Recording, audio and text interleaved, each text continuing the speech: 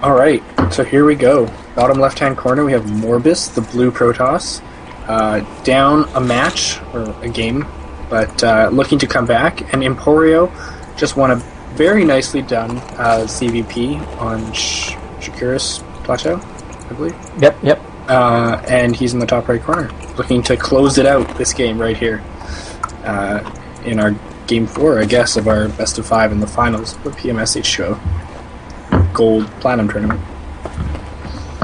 Yes, sir. And the winner of this match will receive 1 hour of coaching from one of our pro players.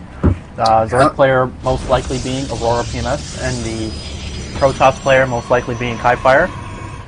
Two of our really good pro players. They actually went off to IPL 3 this past, a month and a half ago or so, in Atlantic City. Doing pretty well. Unfortunately, they got into some tough brackets. Aurora losing her games to Kawhi Rice and TT1, and Kaifire losing his games to Energy Mihai and Energy Lucky Fool. So Kaifire eliminated by Energy and Aurora eliminated by Fnatic MSI. So pretty funny. They're really good. I mean, they're no scrubs. So I mean, it's very respectable to lose to them. For sure. I mean, Kawhi Rice is probably one of my favorite players. He's just a really, really solid player. He's been playing for a long time. Probably one of the fastest players outside Korea.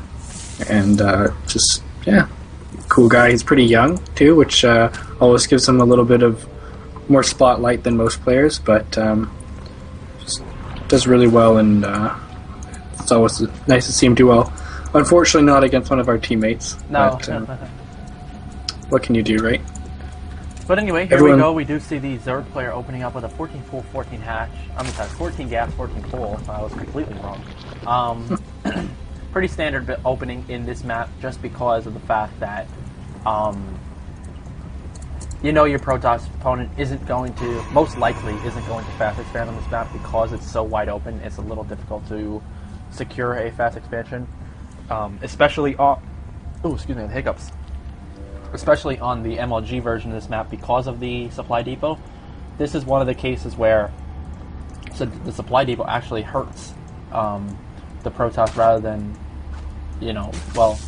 I guess it hurts the Protoss rather than helps, others from, the pylon blocking the wall. Mm-hmm. Does that really make a big difference? Mainly because if you try for a Zergling run by off of a Forge Fast Expand, you can't wall your ramp off, your own personal ramp off, to prevent anything from going up.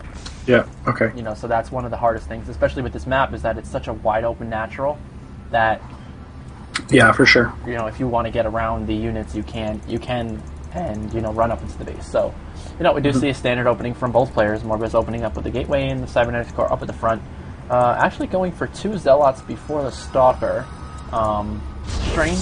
No, I don't think that's not a very normal play. Usually it's Zealot, Stalker, Sentry, or Zealot, Sentry, depending on what your follow-up is going to be. It makes it very difficult for, well, in this case he was able to do it very easily, but it makes it very difficult for them to clear out the scout if they don't have a Stalker. But looks like we do have a 4 gate coming up for our Protoss player. Yep, and across from that we have Roaches coming out early for our Zerg player, so it could be an interesting game, probably just trying to hold that expansion as much as he can against his 4-gate. But getting out that Roach Warren early is going to make a big difference. Especially, putting down that Spine Crawler too. He's going to be able to pick this up, move it to his Expo really easily, and, just have a really solid defense for when this 4-gate does come.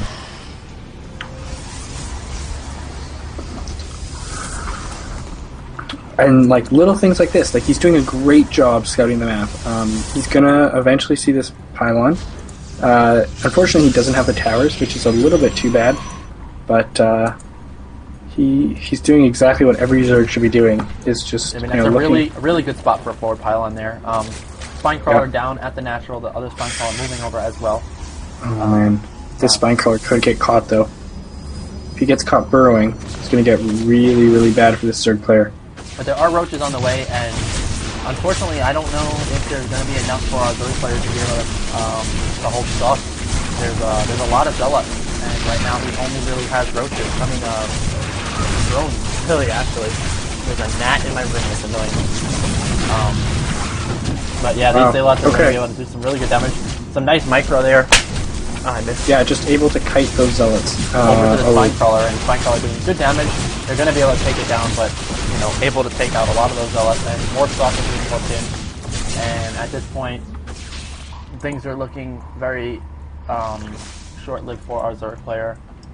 Going to be another round of warp-ins coming right now. A couple of zealots. Not sure why he's choosing zealots when there are roaches out. That may be a difficult choice.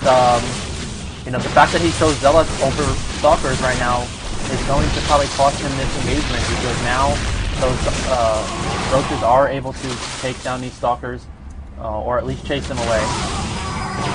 You know, but he's still choosing to engage with zealots and not with more stalkers, or even a couple of sentry to throw down some force fields. I'm not sure, but well, here comes the Zerglings now, so perhaps a smart choice because of that. He could be scared of a little bit of a tech switch into the Zerglings. And there he goes with a bit of a run by, trying to check for that expansion.